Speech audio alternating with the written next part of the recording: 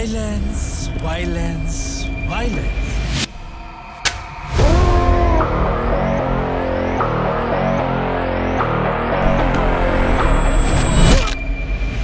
అసలు సినిమాల్లో వైలెన్స్ ఎందుకు ఉండాలి అంటే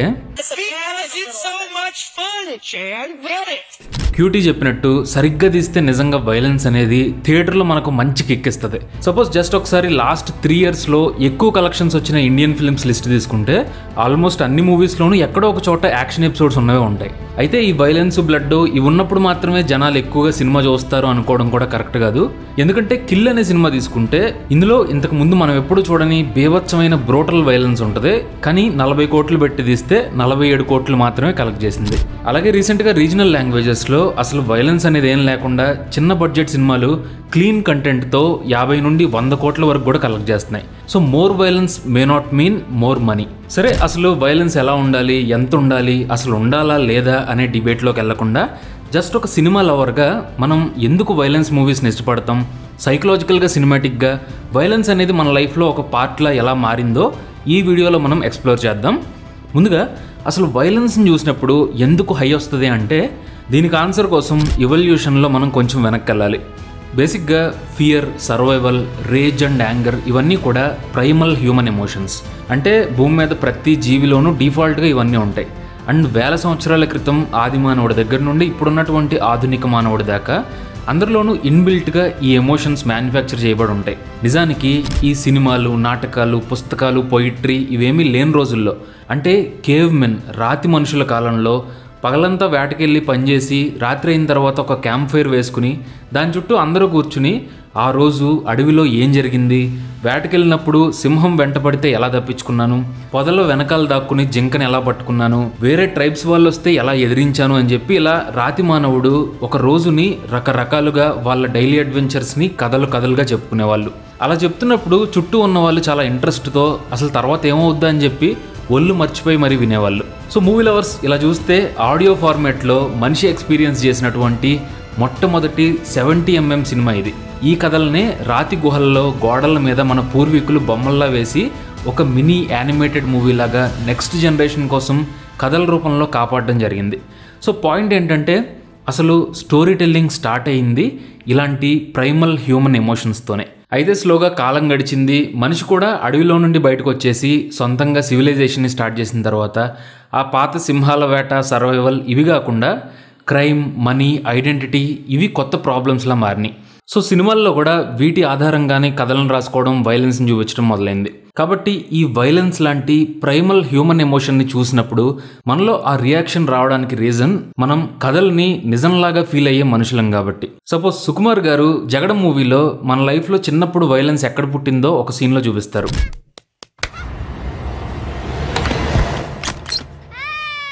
దెబ్బ తగిలిందా? ఎలా పడిపోయావు? గడప కొట్టేసిందా? రాతాను కొట్టేద్దాం. కొట్టనా? బాగా కొట్టానా? ఇంకా కొడదామా? నా మొదటి ప్రతీకార పాఠం మా నాన్న నుంచి నేర్చుకున్నాను.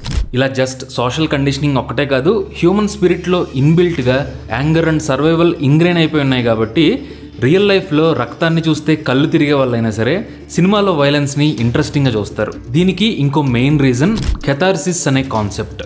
దీన్నే సింపుల్గా మనం సినిమాటిక్ హై అనుకోవచ్చు. బేసిక్గా కెథార్సిస్ అంటే స్ట్రాంగ్ ఎమోషన్స్ని కాసేపు హోల్డ్ చేసుకుని ఒకేసారి ఒక క్లెన్జింగ్ టైప్లో రిలీజ్ చేయడం. సో ఈ ఎమోషనల్ రిలీజ్ వల్ల మనకు రిలీఫ్ ఉంటుంది అండ్ కొంచెం హ్యాపీగా కూడా అనిపిస్తుంది. అందుకే సినిమాల్లో హీరో కష్టాలు పడి దెబ్బలు తిని చివరికి విలన్ ఎదిరించినప్పుడు మనం కూడా హ్యాపీ ఫీల్ అవుతాం. అలాగే రివెంజ్ తీర్చుకోవటం, చంపటం ఇలాంటి వైలెంట్ ఈవెంట్స్ కూడా కెథార్సిస్ వల్ల మనకు ఎమోషనల్ రిలీఫ్ని ఇస్తాయి. అందుకనేమో బయట అసలు వైలెన్స్ అంటేనే దూరంగా ఉండే వాళ్ళైనా సరే సినిమాల్లో కెథార్సిస్ని ఎంజాయ్ చేస్తారు. Because it is human nature and evolution మనకిచ్చినటువంటి ఒక గిఫ్ట్ అనుకోవచ్చు. అయితే సినిమాల వరకు చూసుకుంటే మెయిన్గా ఫిజికల్ వైలెన్స్ అనేది మోస్ట్లీ యాక్షన్ ఫిల్మ్స్లోనే కనిపిస్తుంది. కాకపోతే అన్ని ఫైట్స్ ఒకేలా ఉండో, వైలెన్స్ అనేది రకరకాలుగా ఉంటుంది. సో బ్రీఫ్గా మనం వైలెన్స్లోని టైప్స్ ఏంటో అబ్జర్వ్ చేస్తే మంచి వైలెన్స్కి మామూలు వైలెన్స్కి తేడా ఏంటో మనం తెలుసుకోవచ్చు. సపోజ్ ఈ మధ్యకాలంలో బాగా వైలెంట్గా అనిపించినటువంటి 3 సినిమాలు తీసుకుందాం. Animal, kill and Marco. ఈ సినిమాల మీద డిఫరెంట్ ఒపీనియన్స్ ఉండొచ్చు. 3 నచ్చిన వాళ్ళు ఉంటారు, ఒకటి నచ్చి ఇంకోటి నచ్చిన వాళ్ళు ఉంటారు. అలాగే ఈ 3 సినిమాలు కూడా టూ వైలెంట్ ఫర్ మీ అనిపించిన వాళ్ళు కూడా ఉంటారు. అయితే ఇక్కడ పాయింట్ ఏంటంటే ఈ 3 సినిమాలని జస్ట్ వైలెన్స్ని ఆ బ్లడ్ అండ్ గోర్ని పారామీటర్గా తీసుకుని కంపేర్ చేయకూడదు. నిజానికి 3 సినిమాల్లోనూ యాక్షన్ అండ్ వైలెన్స్ కామన్గా ఉన్నా సరే ఒక సినిమాకి ఇంకో సినిమాకి అసలు సంబంధమే లేదు. ఈ 3 కూడా వేరు వేరు జానర్స్ అండ్ వేరు వేరు స్టైల్స్ ఆఫ్ ఫిల్మ్ మేకింగ్. ఇలా స్పెషల్గా ఎందుకు చెప్తున్నానంటే యానిమల్ కంటే కిల్ తోపులా ఉంది, మార్కో మూవీ ముందు అసలు యానిమల్ అనేది ఒక కార్టూన్లా అనిపిస్తుంది అన్నప్పుడు జస్ట్ ఆ బ్లడ్, బాడీ పార్ట్స్ వీటి మధ్యలో పడిపోయి సినిమాల్లోని మెయిన్ ఎసెన్స్ని మనం మిస్ అవుతున్నాం. సో ఈ కాంటెక్స్ట్ కోసం వైలెన్స్లోని కొన్ని బేసిక్ టైప్స్ ఏంటో మనం అర్థం చేసుకోవాలి. ముందుగా నెంబర్ 1 స్టైలైజ్డ్ వైలెన్స్. అంటే రియల్గా బయట చూసే వైలెన్స్లా కాకుండా సినిమా కోసం సినిమాటిక్ లిబర్టీ తీసుకుని చూపించేటువంటి వైలెన్స్. అంటే సినిమాటోగ్రఫీతో, స్లో మోషన్తో, స్పెషల్ కొరియోగ్రఫీతో ఫైట్ని ఎస్థెటికల్గా, విజువల్గా డిజైన్ చేస్తే అది stylised violence. So mostly action సినిమాలు, masala movies, thrillers, science fiction అన్నిటిలో కూడా మ్యాక్సిమం స్టైలైజ్డ్ వైలెన్సే ఉంటుంది. ఇక్కడ పాయింట్ ఏంటంటే రక్తపాతాన్ని డిస్టర్బింగ్గా కాకుండా ఇంట్రెస్టింగ్గా చూపించడం స్టైలైజ్డ్ వైలెన్స్లో మనం గమనించవచ్చు. ఇకపోతే రెండోది రియలిస్టిక్ వైలెన్స్. అంటే మ్యాక్సిమం బయట రియల్ లైఫ్లో జరిగే వైలెన్స్ని రియల్గా ఉన్నదున్నట్టు చూపించేటువంటి ప్రయత్నం రియలిస్టిక్ వైలెన్స్. ఈ టైప్ వైలెన్స్ మెయిన్గా డ్రామాటిక్ ఫిల్మ్స్లో మనకు కనిపిస్తుంది. సపోజ్ షిండ్లర్స్ లిస్ట్ కానీ, విసారణే కానీ, లేదా సివిల్ వార్ సినిమాలోని సీన్లు కానీ ఇవి చూస్తే వైలెన్స్ రియల్గా మన కళ్ళ ముందే జరుగుతుందా అనిపిస్తుంది. అందుకే ఇలాంటి సినిమాల్లో ఎమోషనల్ ఇంపాక్ట్ కూడా స్టైలైజ్డ్ వైలెన్స్ కంటే ఎక్కువే ఉంటుంది. సో ఇవి చూసినప్పుడు డిస్టర్బ్ అవ్వడానికి ఎక్కువ ఛాన్స్ ఉంటుంది. జస్ట్ ఎగ్జాంపుల్ కోసం చూసుకుంటే యానిమల్ మూవీలోని ఇంటర్వెల్ ఫైట్ స్టైలైజ్డ్ వైలెన్స్ అయితే ఫాదర్ క్యారెక్టర్ హీరోని కొట్టే సీన్ రియలిస్టిక్ వైలెన్స్. సో మూవీలో కారిడార్ ఫైట్లో బుల్లెట్స్ దిగినా సరే ఫాదర్ కొట్టేటువంటి ఆ చిన్న చెంపదెబ్బే మనల్ని ఇంకా ఎక్కువ డిస్టర్బ్ చేస్తుంది. ఇకపోతే ఇంకో type violence number 3 suggestive violence. దీన్నే ఆఫ్ స్క్రీన్ వైలెన్స్ అని కూడా అనొచ్చు. అంటే డైరెక్ట్గా చూపించకుండా దాచిపెట్టి సజెస్టివ్ షాట్స్తో వైలెన్స్ని క్రియేట్ చేయడం. ఈ ఎఫెక్ట్ని మెయిన్గా కెమెరా యాంగిల్స్ అండ్ ఎడిటింగ్తో క్రియేట్ చేస్తారు. అండ్ మెయిన్గా యాక్టింగ్ పర్ఫార్మెన్స్తో, ఫేషియల్ ఎక్స్ప్రెషన్స్తో, క్లోజప్ షాట్స్తో అక్కడ వైలెన్స్ జరుగుతుంది అనే ఇంపాక్ట్ని తీసుకొస్తారు. ఇక నెక్స్ట్ నెంబర్ 4 సైకలాజికల్ వైలెన్స్. నిజానికి ఇది మాత్రం వేరే లెవెల్ వైలెన్స్. ఎందుకంటే ఫిజికల్ వైలెన్స్ అనేది మన కళ్ళకు కనిపిస్తుంది, కానీ సైకలాజికల్ వైలెన్స్ మాత్రం మైండ్లో ఒక మూడ్ని క్రియేట్ చేసి డిస్టర్బ్ చేస్తుంది. ఏంటి సార్ మళ్ళీ కొడతారా? ఇంకేం కొడతాను, చెయ్యి ఎత్తకుండానే చెత్త కొట్టేశావు. ఒక రకంగా చూస్తే ఫిజికల్ వైలెన్స్ కంటే కూడా సైకలాజికల్ వైలెన్స్ ఇంకా ఎక్కువ ఇంపాక్ట్ చూపిస్తుంది. హారర్ మూవీస్ కానీ లేదా సైకలాజికల్ డ్రామాలు, కొన్నిసార్లు లవ్ స్టోరీస్ కూడా సైకలాజికల్ వైలెన్స్ని క్రియేట్ చేస్తాయి. యాక్చువల్గా ఇవే కాకుండా ఇంకా చాలా రకాల వైలెన్స్లు ఉండొచ్చు. ఇక పర్సనల్గా నేనైతే సినిమాల్లో వెల్ మేడ్ వైలెన్స్ని ఇష్టపడతాను. ఇక్కడ వెల్ మేడ్ అంటే నా ఉద్దేశం రైటింగ్తో, పర్ఫార్మెన్స్తో, ఫిల్మ్ మేకింగ్తో అన్నీ కలిపి అల్టిమేట్గా ఒక సినిమాటిక్ హై ఇచ్చేటువంటి వైలెన్స్కి ఇంపాక్ట్ ఎక్కువ ఉంటుంది. సో మంచి వైలెన్స్కి, మామూలు మీడియోకర్ వైలెన్స్కి తేడా తెలుసుకోవాలి అంటే మనం ఫిల్మ్ మేకర్ యొక్క ఇంటెన్షన్ అండ్ ఎగ్జిక్యూషన్ని గమనించాలి. అంటే సపోజ్ ఏదైనా ఒక యాక్షన్ సీన్ కావచ్చు, హీరో ఎలివేషన్ కావచ్చు, ఏదైనా కానీ వైలెన్స్ని చూపించడం వెనకాల డైరెక్టర్ యొక్క ఉద్దేశం ఏంటి, ఆ పర్పస్ని సినిమాటిక్గా ఎలా అచీవ్ చేశాడు అనేది చాలా ముఖ్యం. ఇందులో ఒక్కో ఫిల్మ్ మేకర్కి ఒక్కో డిఫరెంట్ స్టైల్ ఉంటుంది. సపోజ్ రీసెంట్ టైమ్స్లో బెస్ట్ యాక్షన్ ఎపిసోడ్స్ అయినటువంటి సలార్లోని కాటేరమ్మ ఫైట్ని తీసుకుంటే ఇందులో సీన్ కాంటెక్స్ట్ అయితే చాలా సింపుల్.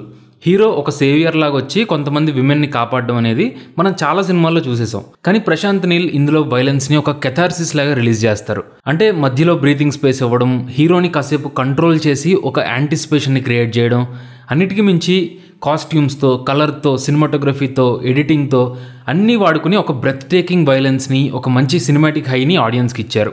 అందుకే ఇంటెన్షన్ అండ్ ఎగ్జిక్యూషన్ ఈ రెండు కూడా ఒకదాన్నొకటి కాంప్లిమెంట్ చేసుకుంటాయి. అలాగే అప్రెషన్ని, అన్యాయాన్ని చూపించడానికి కొన్నిసార్లు ఫిల్మ్ మేకర్స్ వైలెన్స్ని డిస్టర్బింగ్గా కూడా చూపించవచ్చు.